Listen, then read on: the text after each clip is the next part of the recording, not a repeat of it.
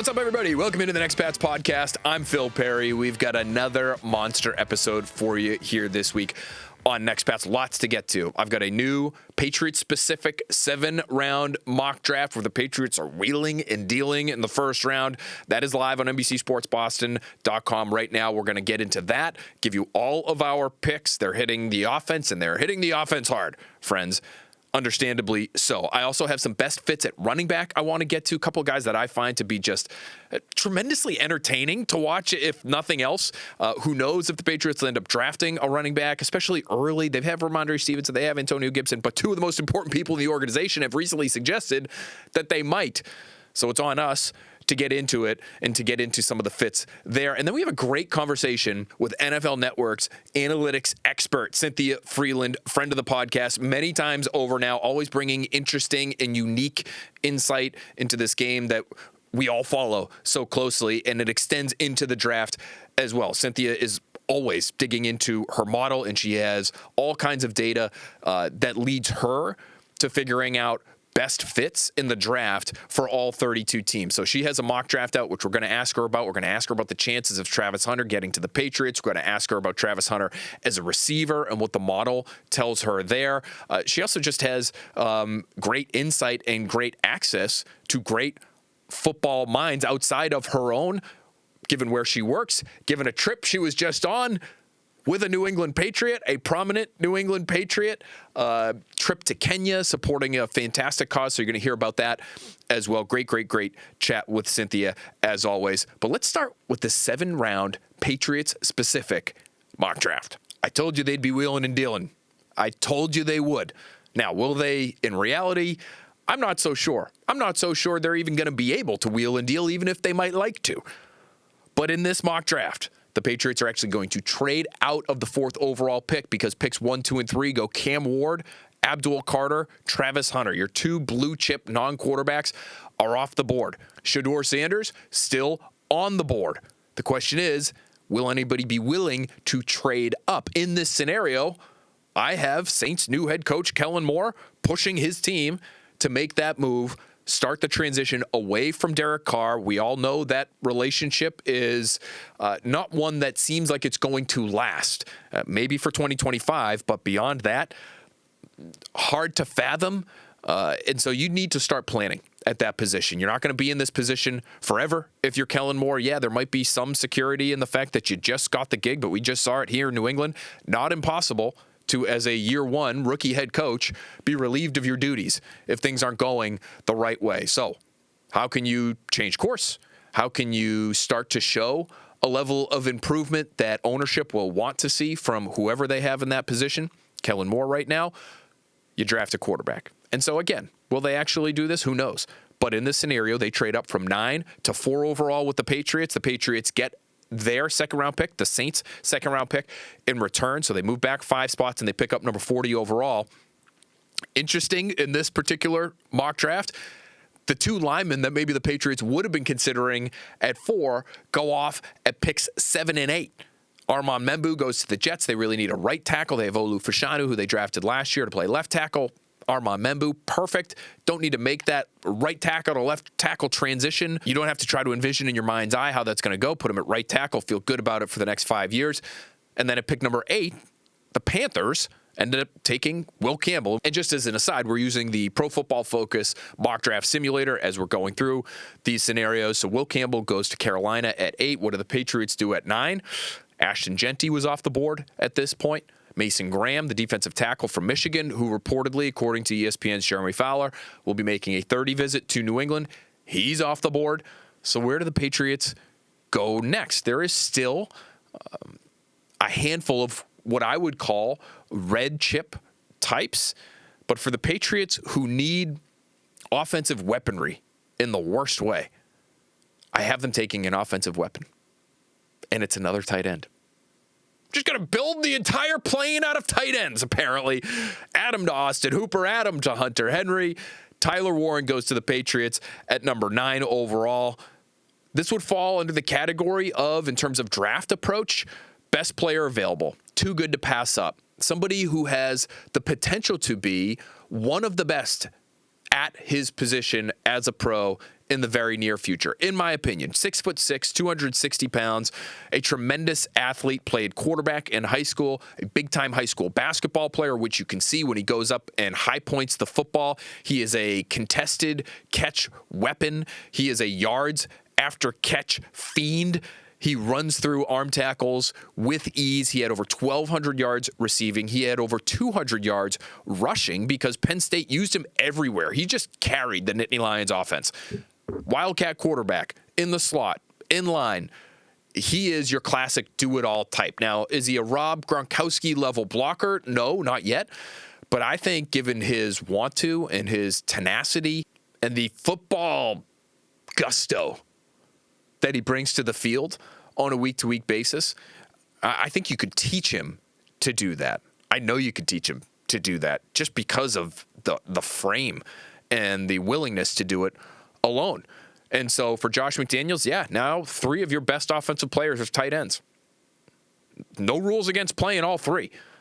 And even if you're reluctant to do that because you feel like you don't have the down the field explosive playmaking ability or explosive playmaking threat that you need to hold safeties in the deep part of the field, well, now you've got yourself a nice little 12 personnel rotation. You can still go with 2 receivers. It's not exactly, I don't know if anybody's checked lately, it's not exactly the deepest receiver room in the NFL when it comes to talent. So if you want to run a group out there that is, Stephon Diggs, Pop Douglas, Hunter Henry, and Ty Warren, not to be confused with former Patriots first-round defensive tackle, Ty Warren. But that 12 personnel grouping, or Steph Diggs and Mac Hollins, and now you've got a bigger body on the outside who can run down the field in a straight line at a pretty high rate. Tyler Warren and Hunter Henry, or Tyler Warren and Austin Hooper. You want to go 13 personnel, you can do that. The Cardinals did it a bunch last year and had some really good success with it. I remember writing about it before the Patriots faced Arizona last year. You could do that. So it gives Josh McDaniels just all kinds of options. McDaniels and Mike Vrabel are going to want to run the football. You put Tyler Warren out there, you still maintain that level of unpredictability. This is not a big slot receiver the way Colston Loveland is. I look at somebody like that as a Travis Kelce type. He's not going to be a future Hall of Famer, I don't think. If he was, he'd probably be in the conversation as being a top 10 pick. But he is that type of tight end where you're talking about a true playmaking receiver in a tight end's body. Tyler Warren is a legit tight end. And to me, this would be an exciting pick, and I think it would be an exciting pick to some people inside the building at One Patriot Place as well. However, you still have needs. So let's fire through the rest of these picks here because we got a bunch to get to. In the first round, again, the Patriots are picking again. And so we did a mock draft previously that we talked about on this podcast and others where the Patriots took Travis Hunter at 4. Then they traded up to take Josh Connerly in the back end of the first round. Our good buddy Field Yates, ESPN, just came out with a 2-round mock draft himself where the Patriots do the exact same thing, not quite the same pick breakdown. I think I had the Patriots taking Connerly at 24. He has them trading up to number 30 overall and taking Connerly there. Oh, chef's kiss. If you can make that happen, New England, make it happen because now you filled your 2 greatest needs with 2, in my opinion, really good players.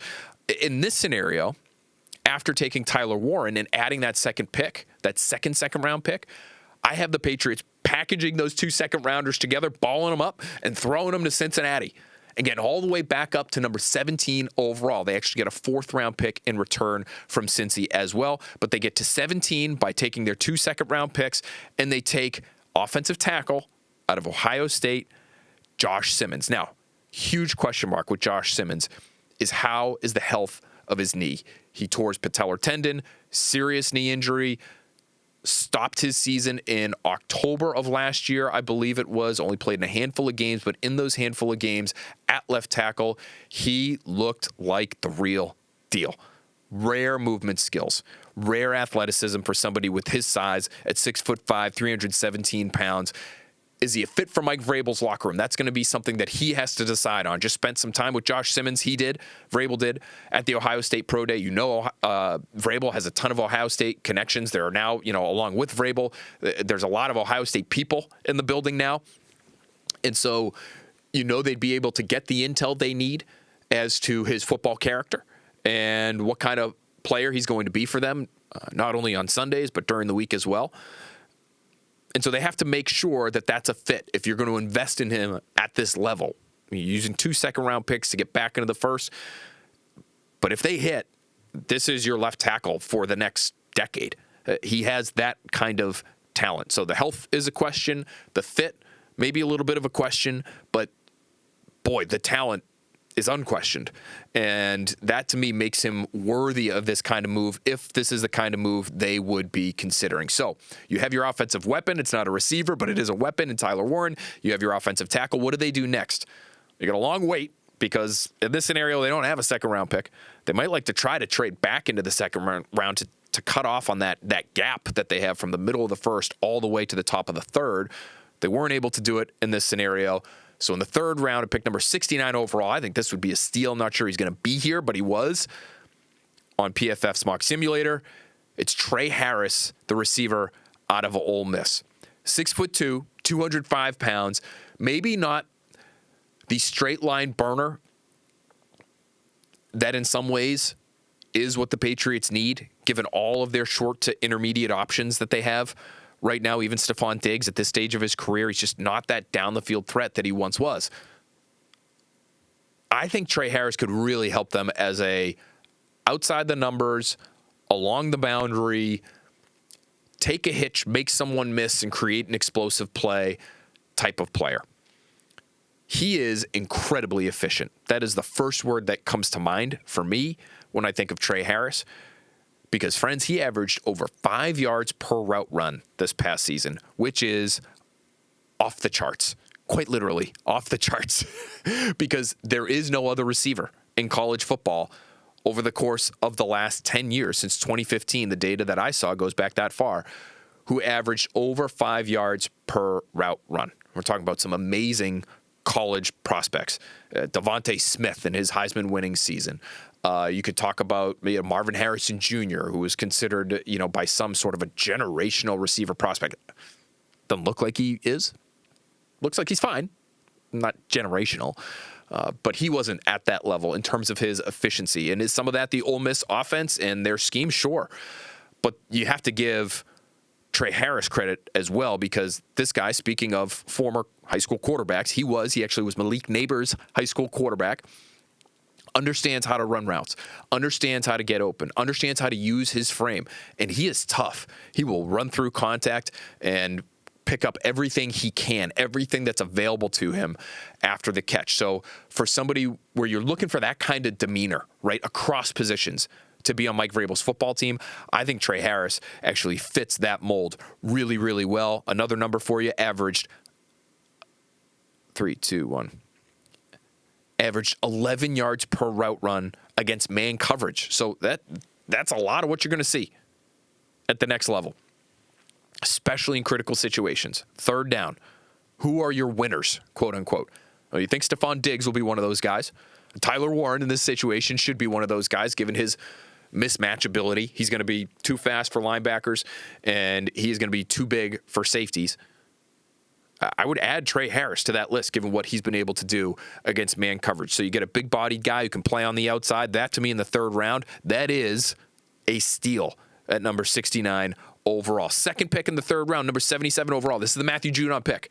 They got this one from Atlanta. I have the Patriots taking Marcus Bowe, the tackle from Purdue. Now, I wouldn't typically suggest that people go and find highlights of offensive linemen, but just go and find Marcus Bowe's knockdowns from 2024,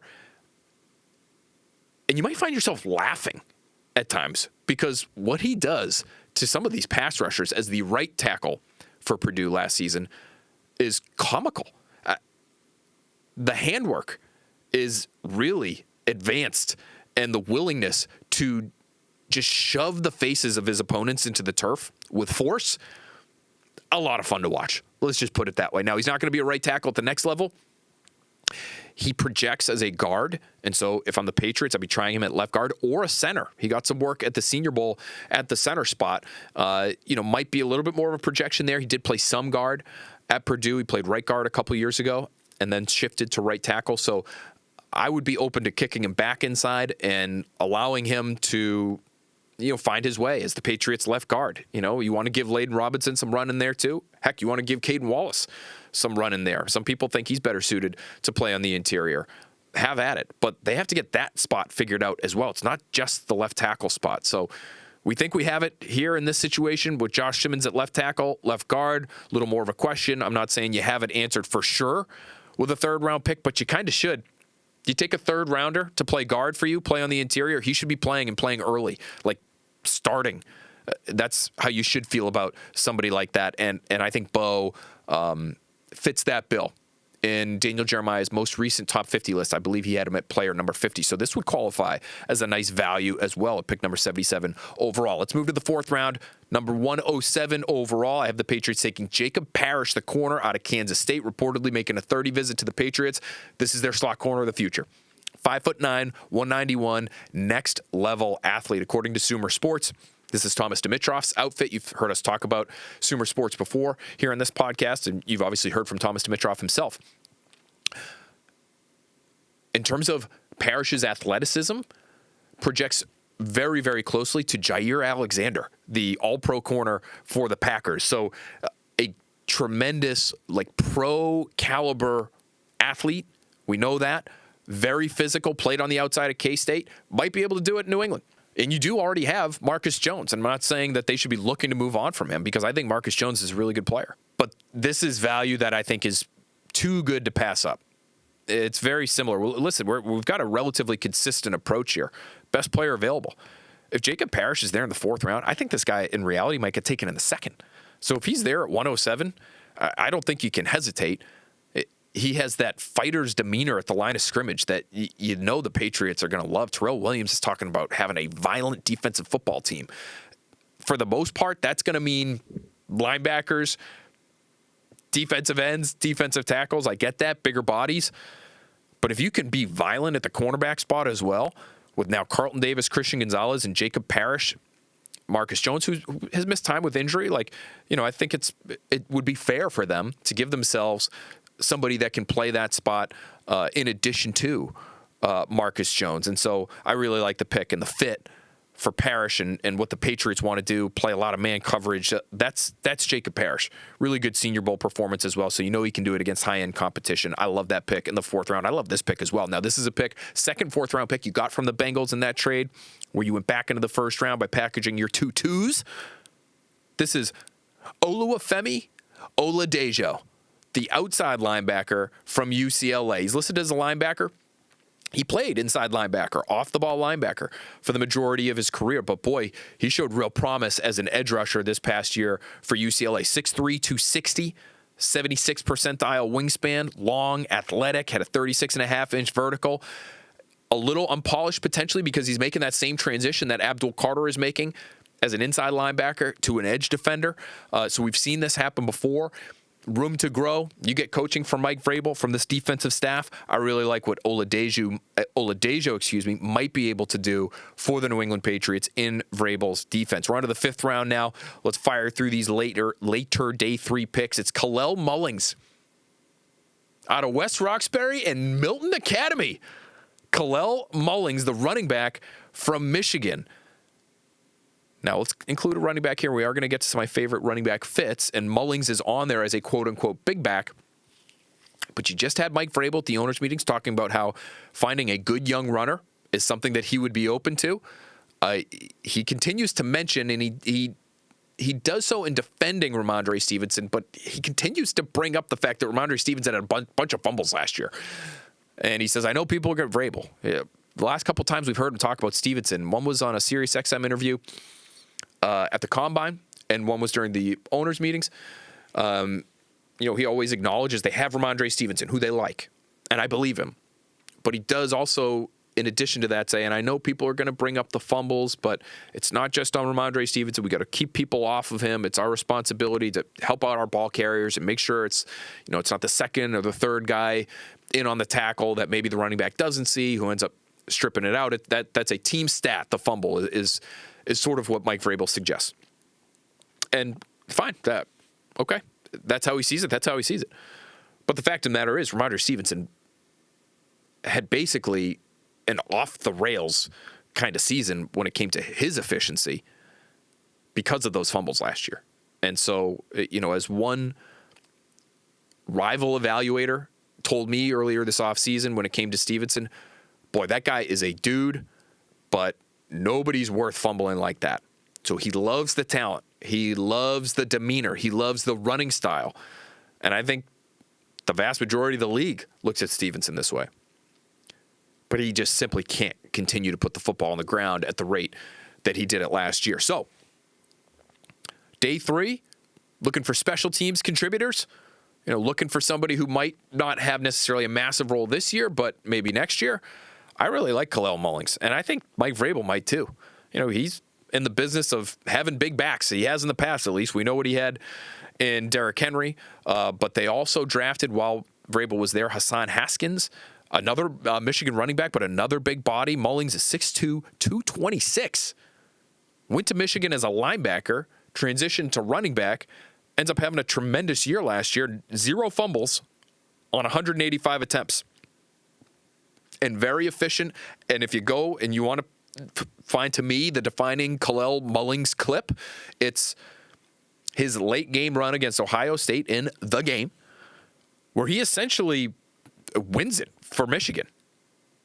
And he has to bounce off of multiple tackle attempts at the line of scrimmage, behind the line of scrimmage, finds daylight to the outside. It's 3rd and long. I believe it was a 3rd and 7 rushing attempt. Bounces it to the outside, takes it for a nice, long, easy first down, and we know Michigan ends up winning the game. Huge upset over Ohio State. So, rugged, dependable, big body, powerful. He's from the area. He's going to have no problem running in the cold. I like that pick in the 5th round, Kalel Mullings out of Michigan. Drew Kendall is going to the Patriots in the 7th round, pick number 217 overall. You have Garrett Bradbury as the immediate fill-in for David Andrews at center. This would be an investment in the future at that position. Who knows? Maybe even the present. Kendall is an excellent athlete. Went to BC's Pro Day, moving really well. I know scouts like him. I know scouts appreciate his football mentality. Drew Kendall played in the Pinstripe Bowl. Didn't have to. Knew he had, NFL aspirations. Plenty of guys that are skipping out on non-playoff bowl games these days. So played in the Pinstripe Bowl because he wanted to be with his team. Ends up getting hurt, suffers a high ankle sprain. Not great when you're thinking about being an NFL draft pick. Has to recover from that throughout the course of the offseason. Ends up going to the combine before the high ankle is fully healed. Runs a 5.05 5.40, which is one of the best times in Indy. And would have been a lot better had he been fully healthy. Captain for BC, Bill O'Brien guy. You're going to get a great review from O'Brien, who's very good friends with Vrabel. So this feels like a fit to me. I know we've had Ozzie Trapillo in mock drafts going to the Patriots in the past. Drew Kendall, not probably going to be a 2nd or 3rd round pick the way Ozzie Trapillo is. But certainly a draftable player, and I think this could end up being a really nice fit for Vrabel and somebody he'd be interested in at this stage of the draft. Number 220 overall, 7th round. Let's go with our guy, Robbie Oots, the fullback out of Alabama. 6'3", 274, 34-inch vertical, the best by any tight end weighing over 270 pounds at the combine since 2003. So this guy has real athleticism to him. Josh McDaniels likes a fullback. So Robbie Oots is our second to last pick, and then our final pick in the 7th round. Let's give him a kicker. Let's go Andres Borregales out of Miami. The Patriots were just in Miami for Miami's Pro Day. Special teams coordinator Jeremy Springer there reportedly met with Borregales. Senior personnel executive Alonzo Highsmith also there. He has close Miami ties, so no surprise that he was there. But don't be surprised if the Patriots end up investing in another kicker. They have John Parker Romo on the roster. They lost Joey Sly to free agency. Don't be surprised if they add another kicker sometime soon here. Could be a veteran. Might actually be a nice little compliment to Parker Romo, who is not as experienced. But if they don't get a veteran that they like, maybe they dip in the draft, and Borregales would be an option for them. He made 18 of his 19 field goal attempts last season. All right, so there's your 7-round Patriot-specific mock draft. Here are your picks once again, very quickly. In the 1st round, tight end out of Penn State, Tyler Warren.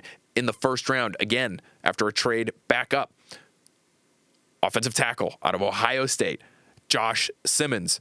3rd round, receiver out of Ole Miss, Trey Harris. 3rd round, offensive lineman out of Purdue, Marcus Bowe. 4th round, corner out of Kansas State, Jacob Parrish. 4th round, edge defender out of UCLA, Oluwafemi Oladejo. 5th round, running back out of Michigan, Kalel Mullings. 7th round, Drew Kendall, the offensive lineman out of BC. 7th round, Robbie Oots, the fullback out of Alabama. And final pick in the 7th round, kicker out of Miami, Andres Borregales. All right, let's get into the running back conversation before our conversation with Cynthia Frelund. You are not going to want to miss that. Interesting, as we always did with Prototypical Patriots, right? As I mentioned on this podcast before, we're not doing the Prototypical Patriots thing. We're doing best fits. Hard to say there's a prototype at this point with, Elliot Wolf is still around and he has some of his preferences, and Mike Vrabel is obviously here and he's going to have preferences as well. And so we're trying to mold all those things into what we would call best fits. Just hard to say prototypical. It made a lot more sense when we had Bill here and 20 years of data to help us toward that prototypical label. But best fits at running back, you look at all of the Ron Wolf tree guys, and I do still look at the Ron Wolf tree when we're trying to project out what Elliot Wolf might be interested in, because I think, I know it, when you go into a draft like this, the intel isn't being gathered to start in the offseason when a new head coach is hired. It started over a year ago, right? In terms of trying to project who even is going to be declaring and who's going to be eligible and which players are going to be most draftable and which players are going to be worthy of the most investment and who are going to be the later round options potentially. Like, this started way before Mike Vrabel knew he was going to be head coach of the New England Patriots. And the process started, and the process was headed up by Elliot Wolf. And so, in my opinion, is he going to be making the picks? No. I think that's going to be Mike Vrabel. I think he's going to have the final say. But who gathers the information and who helps to set the board and who is providing Mike Vrabel the intel that he needs in order to make the selections for his football team, that to me has to start with Elliot Wolf. And so we are still going to look at this Wolf executive tree. We're also going to look at Mike Vrabel. Who did the Titans draft at running back in the time that he was there? They made, I would say, serious investments in 3 different backs. 2 of them, to me, are sub-backs. And so that's where we're going to start with our best fits, because they have Stevenson, they have Gibson. I know I just gave him Kalel Mullings, who's more of a big back.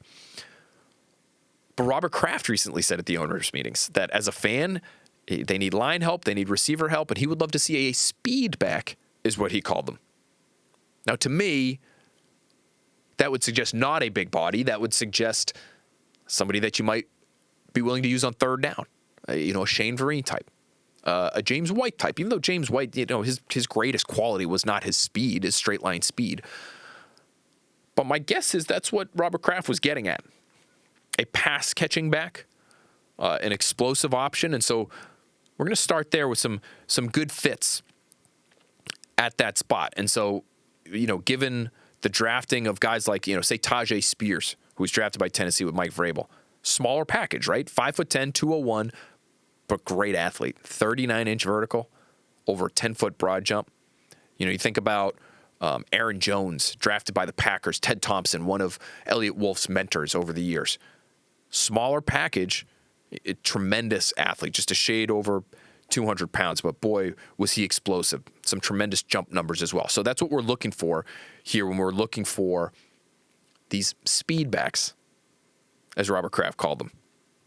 And to me, there are a couple to start with that are my favorites. I would start with Travion Henderson. Now, there have been some mock drafts that have him going in the 1st round. I'm not sure that's going to happen. But even if he's taken in the 2nd round, that might be a little early for the Patriots in terms of their running back investment. But boy, 5'10", 202, 4'4", 340, 38.5-inch vertical, big-time athlete, and a chunk gain merchant. It can really high step into the end zone from just about anywhere. It looks like he's a higher cut guy. I love his running style because you see him picking up the knees and just eating up yards at a ridiculous rate. And so he did that time and time again at Ohio State. Obviously, he was a 4-year starter. He caught 77 passes. So if that's how you want to use him as a sub back to complement Stevenson, to complement Antonio Gibson, I think he'd be a great fit in that regard. He will strike you in pass protection. And there are some tremendous clips of him doing exactly that and laying people out as a pass protector. So Josh McDaniels would appreciate that. Maybe some durability concerns, but I mentioned Aaron Jones. I think there's some real Aaron Jones to his game. You could use him more than just on third down because he's such a good athlete, and to me, he's a pretty complete player, even if he's not necessarily considered a first round type of talent. The other name that I really wanted to drill down on here when it comes to sub-backs that I find interesting would be Bashal Tutin out of Virginia Tech. 5'9", 206, ran a 4.3, 240, fastest back in the class, 40.5-inch vertical, almost an 11-foot broad jump. Explosiveness personified. You give him a crease, he might be gone. To me, so much value in that, especially if you're talking late day 2, maybe early day 3. It's just such a deep running back class. I think somebody who's even as talented as Tutin is, might wait a little longer to hear his name called because there's just so many of them. I think all teams are going to have the same approach. Well, unless it's Ashton Genty or Omarion Hampton, we're going to wait at running back because there's a whole mess of guys that we love, and we might be able to take one in the 5th that ends up starting for us. I also love that Tutin is such a hard runner, even though he's a smaller build. Unbelievable yards after contact numbers for his career. Only Ashton Genty has more yak per attempt.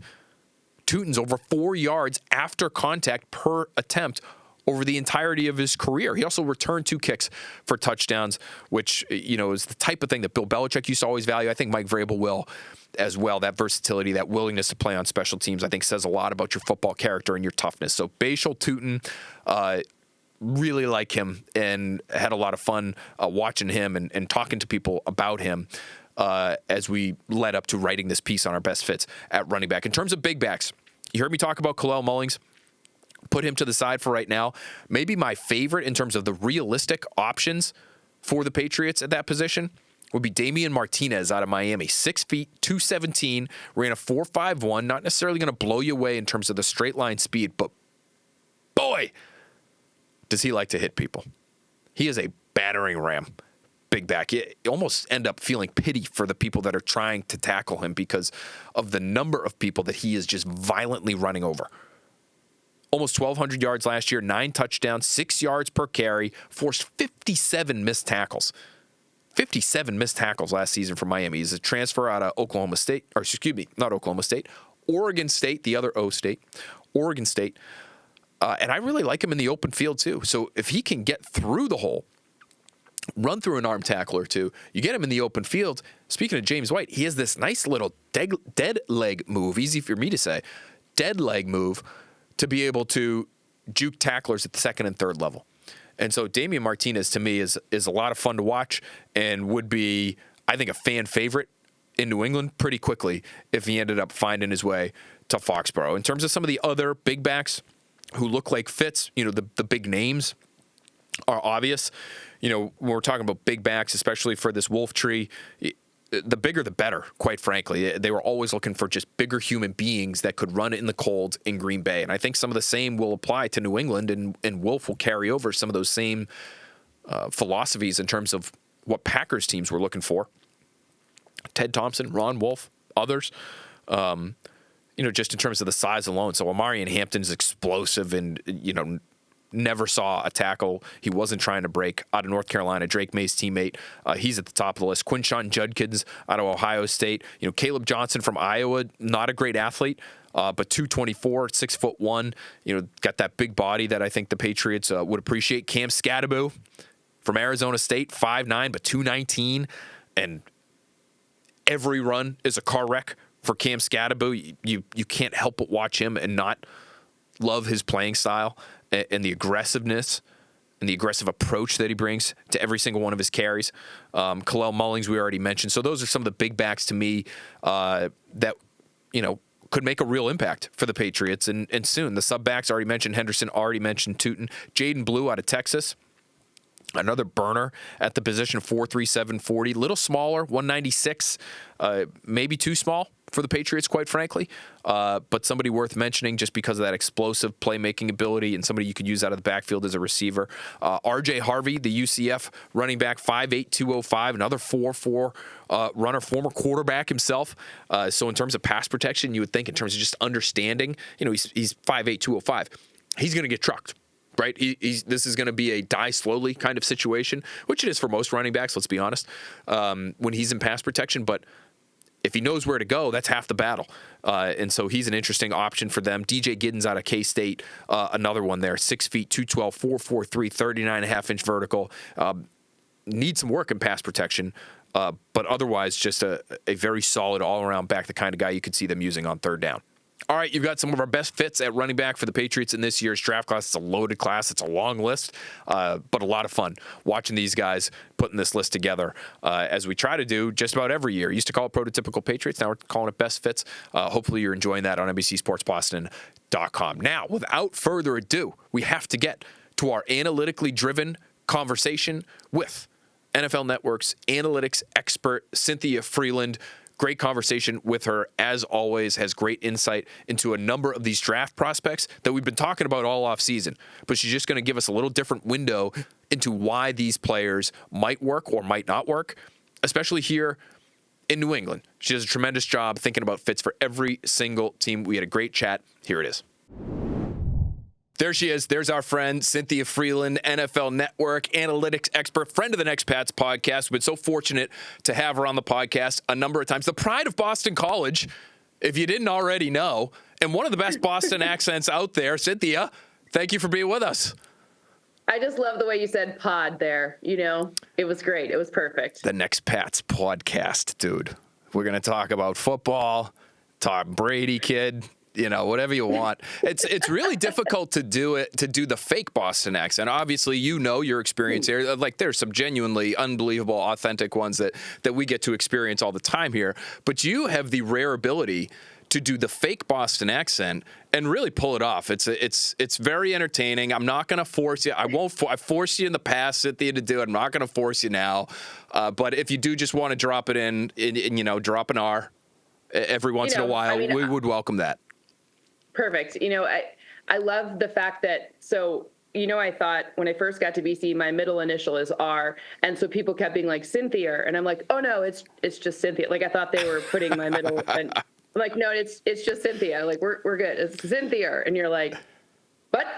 That's the under the radar piece of the Boston accent, which is people always associate it with the dropped R, but it's the additional R when the R is nowhere to be found, generally speaking, that is also a key part to the nuance of the Boston accent. Yes. Cynthia, you're like, what? No, just Cynthia. We're good. Well, Cynthia, I have to ask you about the draft, and we're going to do that in a minute, but we were just talking before we started recording here about an amazing trip you just went on. You happened to be there with a New England Patriot that is beloved here, even though he's only been here for a few years now, in Hunter Henry. But tell us about this trip. You were over in Kenya supporting an amazing cause. So tell us what you could about that, because I think our listeners would love to hear it. Oh, the International Justice Mission, so IJM, is who, by the way, that was a tale. I was going to have my husky sit on the thing just like Bill Belichick did for the draft. Anyways, but he's walking away now. Huskies love the draft. Everybody knows it. Yeah. International Justice Mission is an amazing organization that really takes a focus on human rights internationally. And Hunter, his My Cause, My Cleats have been dedicated to IJM. He's been a big supporter of it, him and his wife, Parker.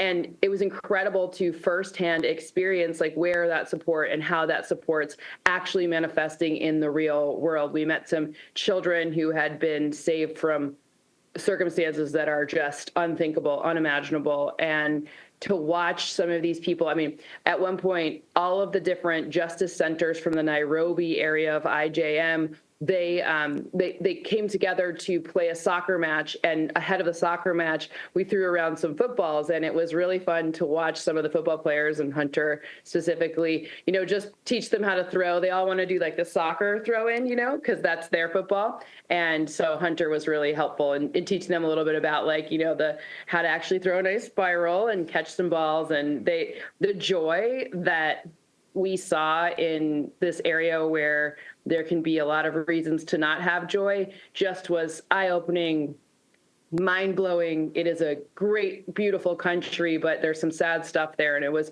really wonderful to see what the impact of this awesome organization was. And by the way, if Parker and Hunter are two of the best people around. So if your kid's ever like, I want to be like Hunter Henry, I want to be like Hunter Henry's wife, like the answer is yes. You're 100%. They're incredible people. It was amazing. Amazing. Yeah, the Patriots have been very lucky to have Hunter these last few years since he joined the team as a free agent in 2021. And what a trip for you all to be able to take part in, and what a cause for you all to be able to support. So sounds like really a life-changing experience. So I'll be looking forward to even asking Hunter about it a little bit when he returns home.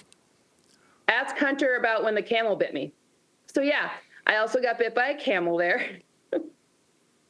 But yeah, it was pretty funny. So. Wait, the camels, I know the camels spit. I learned that having seen Aladdin a number of times over the course of my young life, Cynthia. But Yep. how does one happen to get bitten by a camel?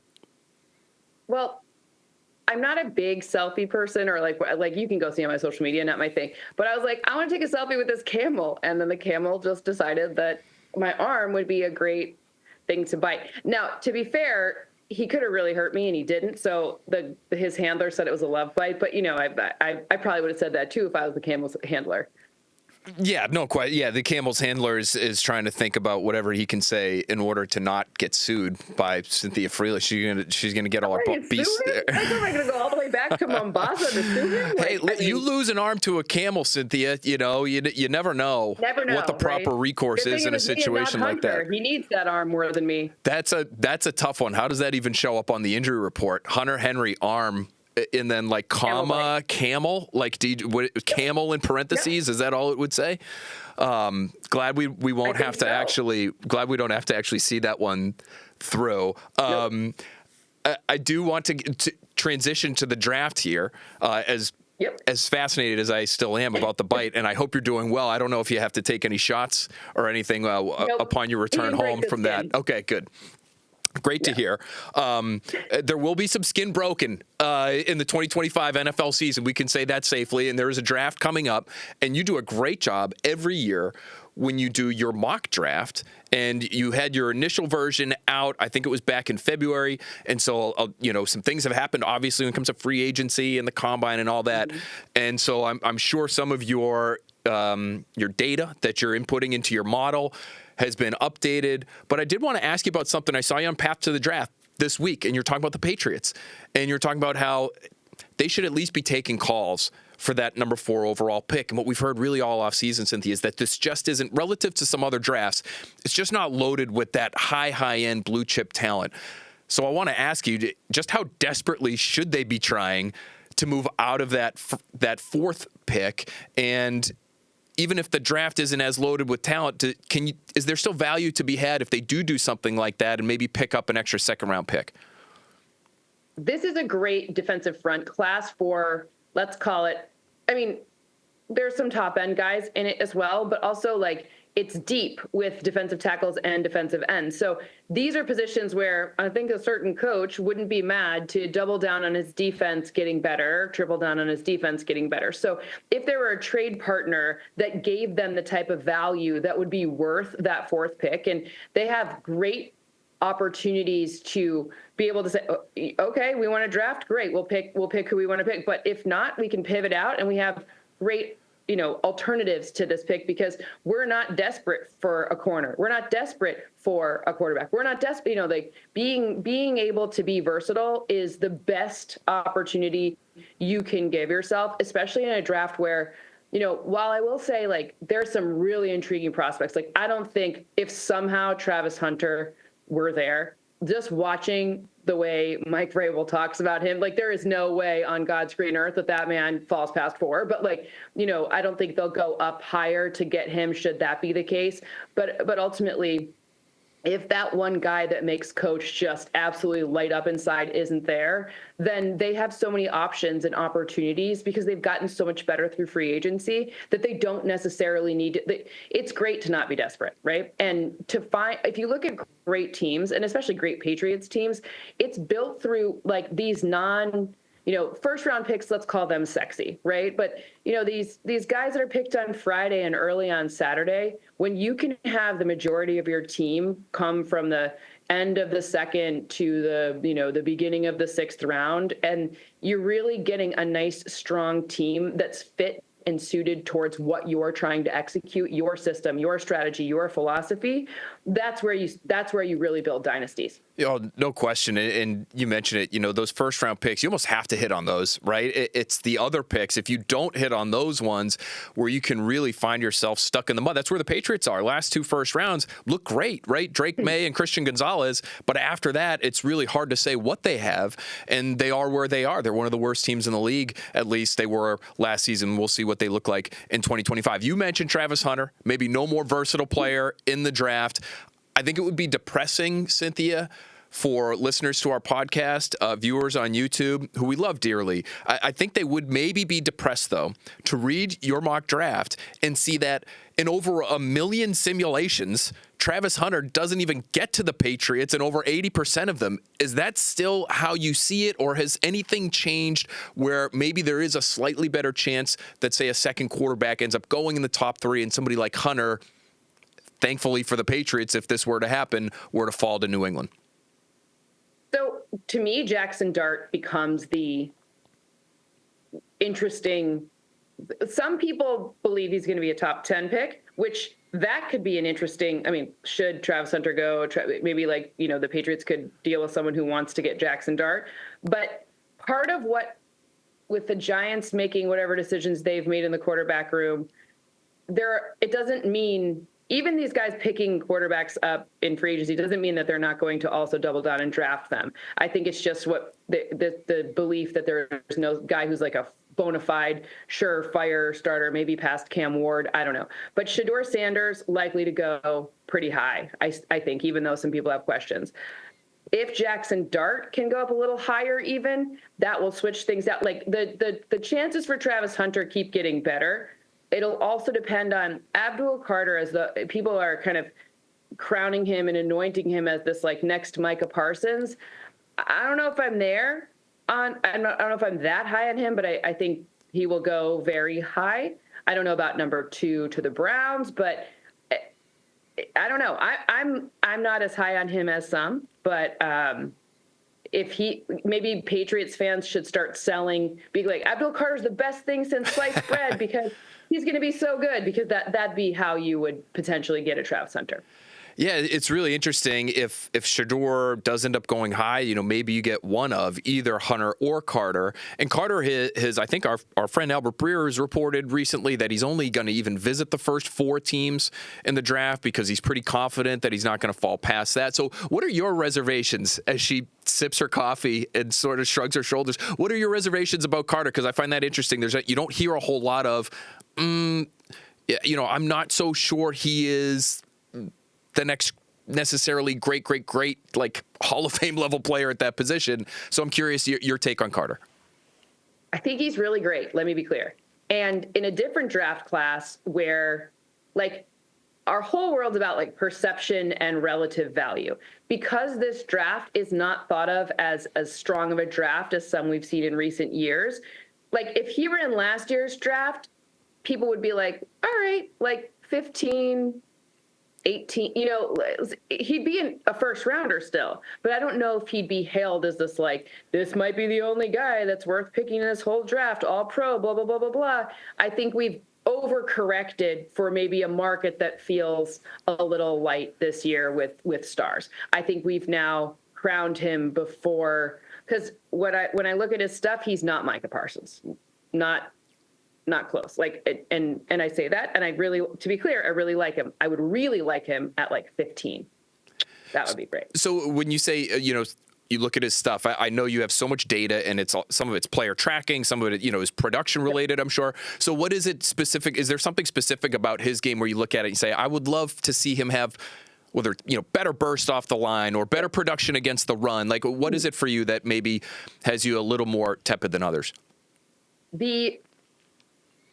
And I will say I got a chance to watch. There were some other football players on this trip. I made good use of the fact that we were traveling a lot and asked them to watch some film with me because that's who I am. But versatility in pass rush is a really key part of it. So a bull rush, great. You need to have that straight on, awesome. What happens when a guy, puts his hand out and you have to do that second? Think of like Cam Jordan back in the day, like that second effort type of thing. What happens when your burst gets stopped, and then what do you do? Right? It's this. There isn't as much of a resume for him built on spin moves, versatile lateral movement, versatility of use cases beyond kind of that straight rush. And it just means it's an incomplete resume. Not that he can't. It just means that it's not like, if you haven't done something, it doesn't mean you can't do it. It just means I haven't seen you do it. No question. And I think it's a really great point. It's a fair point. It gets to one of the things that I think makes Carter a more difficult projection than, say, a Myles Garrett or, a Bosa brother, one of these high-end pass rushers. He's still relatively new to the position. He played a lot of off-ball linebackers, so maybe some of these things you're talking about, counter moves and secondary reaction types of plays, that might have to come with time, but it's not something necessarily that maybe is there in the same way that it has been for other people. I did want to ask you really quick. Oh, sorry. Go ahead, Cynthia. No, I was going to say, he's really good. Like, yeah, right. Now I sound like a hater. I'm not a hater. I just think we need to appropriately value him so that we don't over expect. Like, it's better for him if you don't expect him to be all pro day one. Right. Like, he still has a lot to learn. Like, again, in a regular, like in a year that wasn't perceived in this way. And also, this is a strange year because we're having like very old players mixed in with kind of really, like, because of NIL and COVID and all these things kind of coming to a head at once. Like, this is one of the weirdest draft classes I've ever seen. Plus, the transfer portal now makes things just bananas. So we're kind of seeing this bubble pop into like the new way that we're going to have to scout players. And this lack of experience, now you're putting it in a spot that's like against these guys who are 27 years old. Okay, I'm being a little crazy, but some of them are pretty old. I think there's a tight end. There's a tight end out there that I think is actually 27 years old, dealt with injury and all sorts of other things, COVID year, et cetera. Yeah. Tyler Shuck played, so in Louisville this last year, played with Justin Herbert. I know. Make that make sense. Yeah, so let's be clear. Cynthia likes Abdul Carter. Good player, but it's this point that we've been trying to make all offseason, which is not all drafts are created equal. So people here in New England, Cynthia, are thinking fourth overall pick, franchise cornerstone, future all-pro, like next level type of talent, and that it just might not be there for them that way it is, the way that it is in a lot of other drafts. I did want to ask you one quick thing, because talking about Carter and maybe, some refinement that he might need in his game or he might benefit from in his game as a pro, it does remind me of something that has become a little bit of a talking point here, I'm sure other places, when it comes to Hunter as a receiver. Travis Hunter is viewed as like not the most polished route runner, of receivers in the however many, last few years that are going to be taken up really highly in the draft. When you look at your data, what does it tell you about Hunter as a pass catcher? Okay, so first thing is context. The first is his quarterback was under the most pressure in FBS. Done.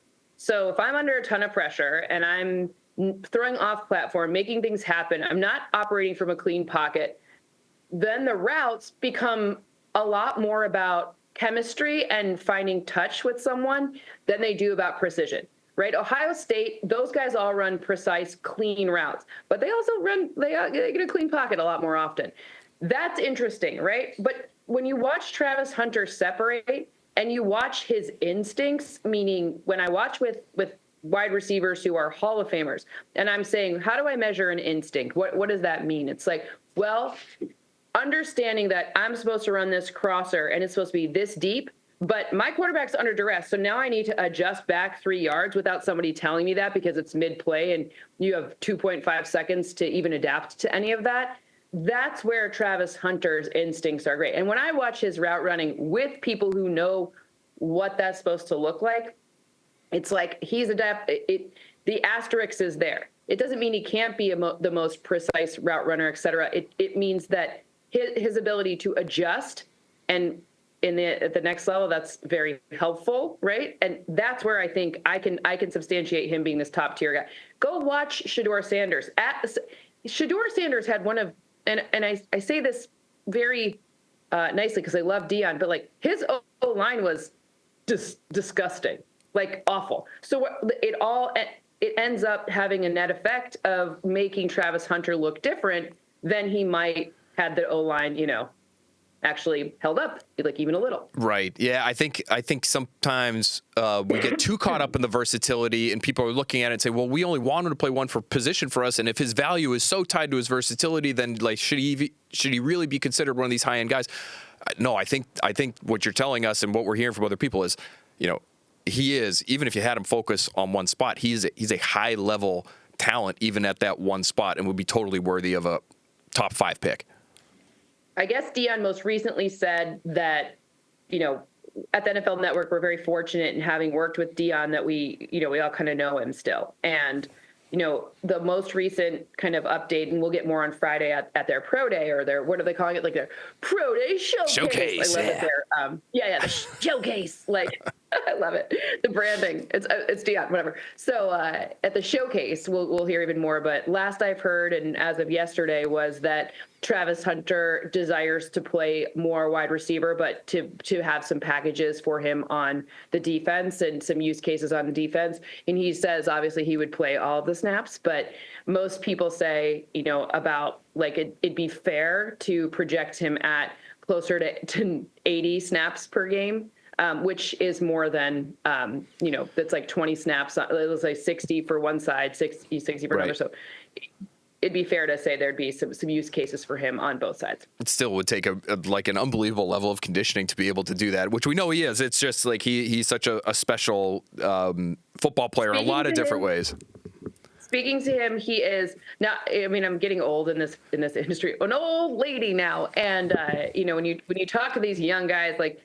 He is a very like a very kind soul. Like I say that because it's like he's respectful and he's an old soul. Maybe that's the way you're supposed to do it. Like he's very focused. He's very mission driven. He understands the assignment and he lives it every day. Where like there's no moment where football's not on his mind. I think he probably dreams about football. I think in the morning he probably has like little footballs on the edge of his spoon when he's eating his cereal. Like this kid is like all ball all the time. And he asks good questions too. Like what is analytics doing for, this specific combine drill, et cetera. Like smart questions. I love things that are fair. I love that. Yeah. He seems like a really, really bright person. You listen to his Heisman speech and it was captivating and seemingly off the cuff and just introspective and incredible. So, we'd really like him to be a Pat. Like if whoever would truly all 32 teams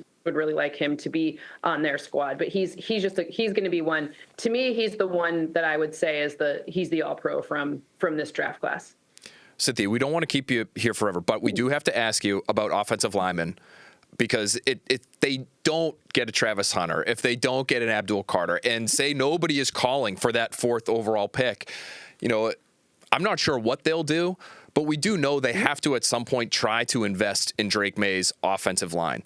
So I'm curious about 2 guys in particular. Yes, I mean, and I know you really value this position as well. And there are 2 guys that are sort of considered to be near the top of the draft. And it's Will Campbell and Armand Membou. And Will Campbell, a lot of debate here now over arm length. I would love to hear if you have any arm length data takes. We are accepting them all. This has become an arm length podcast essentially over the course of the last month or so. But I have spoken to people in Dante Scarnecchia, foremost among them, who feel as though that is somewhat overrated. So I would love to hear your take on that, if you agree with that or disagree with that. But Armand Membou is a guy that I think people coming into the combine maybe felt was better suited for the interior as well. So where do you see these guys playing? And is the value there, in your opinion, that they would be worthy of being drafted where the Patriots are picking right now? Well, let's set the table here, and if Dante Scarnecchia is saying something, we listen to it.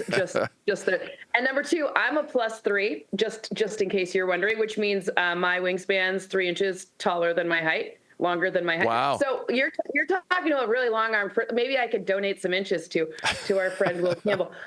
Look, I think the thing I remember a certain prospect on the defensive front who was undersized and his arms weren't great and maybe he wasn't going to be very good. And I think we got 4 more years before Aaron Donald becomes a first ballot Hall of Famer. So the film is where you start. The refinements from the measurements. See, this is where analytics is really important. Analytics doesn't say your arm length precludes you from this. Analytics says, maybe look at this undervalued prospect and see that he has the stuff that projects for success at the next level. So when I'm looking at this and I'm watching all of the things, O-line is where I've spent way too much of my time. And agreed, there are no all pros, et cetera, that have arms as short as him, blah, blah, blah, blah, blah. But his feet and his ability to, it's not like he played at like a very small school where the talent level wasn't the top tier. He's going against Will Anderson. Like, he's going against these guys who are top tier guys at the NFL level. So he held his own. And that was when he was even younger, is when he played Will Anderson Jr. So, I'm watching this and I'm saying at the next level, with the conditioning that a team can give him with his, to get in better form, right? He had great training at LSU, but the ability for them to, at this level, have a guy standing next to him that's the caliber of a pro, et cetera, that will increase his capabilities as well. I have no problem with his arms at all. I think Will Campbell would be as far as like, I hate when people say like a lunch pail guy, but his personality is very much like the type of O-lineman you would want. His work ethic is very much like the type of left tackle you want. I think that there's also some things that you can do from a standpoint of what the alignment is. Sometimes we see these compressed and condensed formations. Sometimes we see really wide ones. Like, for example, when you watch the Bills, they have the widest formation. When you watch the Niners, they have a more compressed one. That actually matters too. Think about the geometry of all of that, right? You got Deion Dawkins is like a huge person and Spencer Brown on the right and the huge person. That's different, right? If you compress things, you can make up for that 1.5 inches, which, by the way, that's 1.5 inches is half of my pointer finger.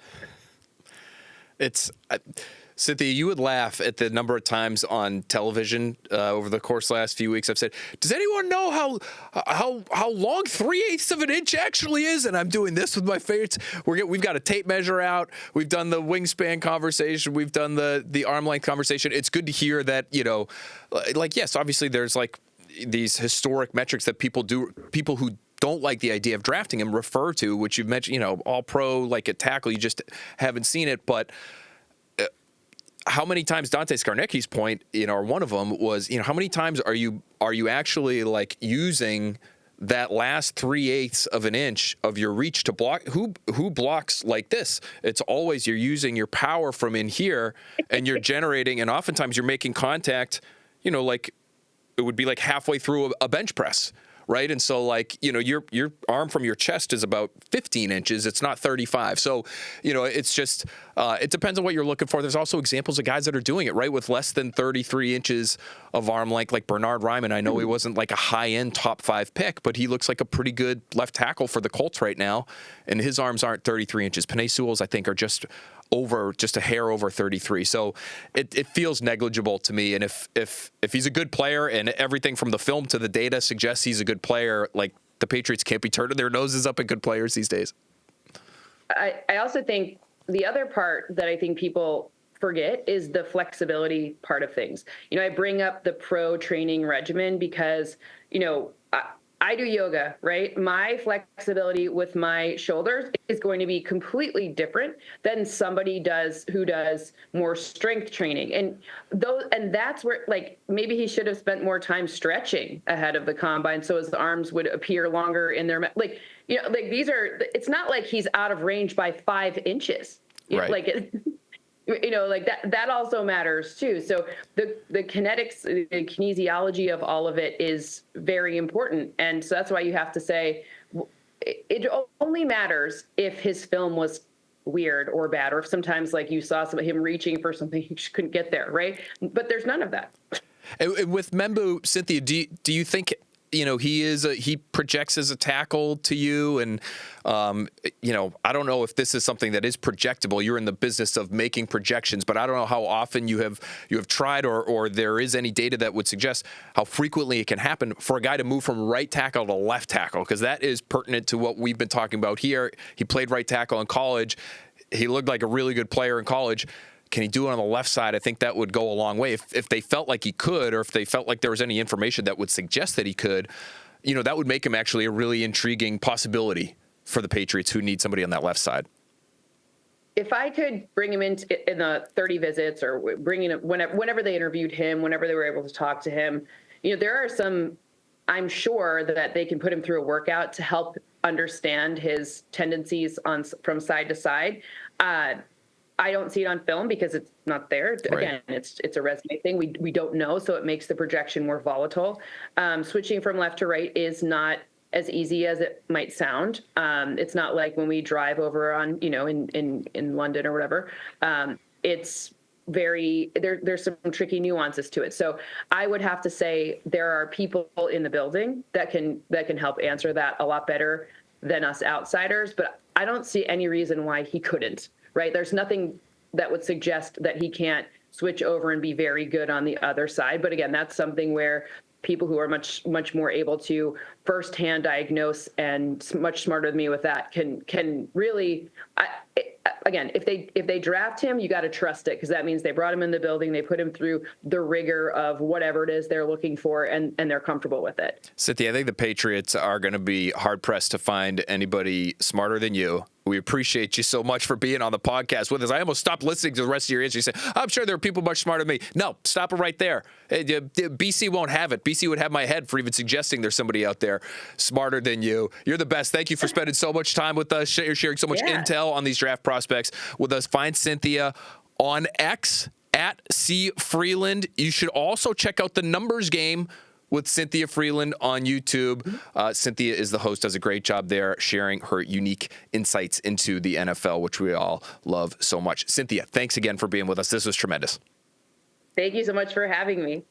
Great stuff there from Cynthia. Really appreciate her time. She just puts so much into her model when it comes to all the data that she's able to acquire. It's player tracking data. It's production data. She puts it all into the pot, stirs it up, and does her best to project what will work and what won't, whether it's in a given game, in a given season, in a given draft pick for a given team. And so always great to be able to pick her brain whenever we get the opportunity. Thanks so much to you all for listening, for watching on YouTube. Leave us some comments if you could. Always love mixing it up in there. It's getting busy now with all the draft stuff going on. It's getting a little harder for me to jump into those comments the way I typically like to, but I'm going to do it as often as I can. So please leave us your comments about my 7-round mock. Hell, leave us your own 7-round mock. Your choices for the Patriots in the comment section below on YouTube, or always welcoming your comments, your 5-star ratings, if you could. Really appreciate those on Apple Podcasts. We will be coming at you with another episode of the Next Pats podcast. Next week, we've got a great guest. Not even going to tease him. Just know that he's great. Another friend of the podcast, somebody we have on at draft time, and somebody who is always giving us names that we haven't previously considered. So if you're interested in hearing about some unknown gems, if you want to dig a little deeper, if you want to go under the radar, and you want to try to unearth the player or 2 or 3 that might be able to impact the Patriots in a big way, and names maybe you've never even heard of before, you're going to love our guest next week. Make sure you stay tuned to that. We'll talk to you then.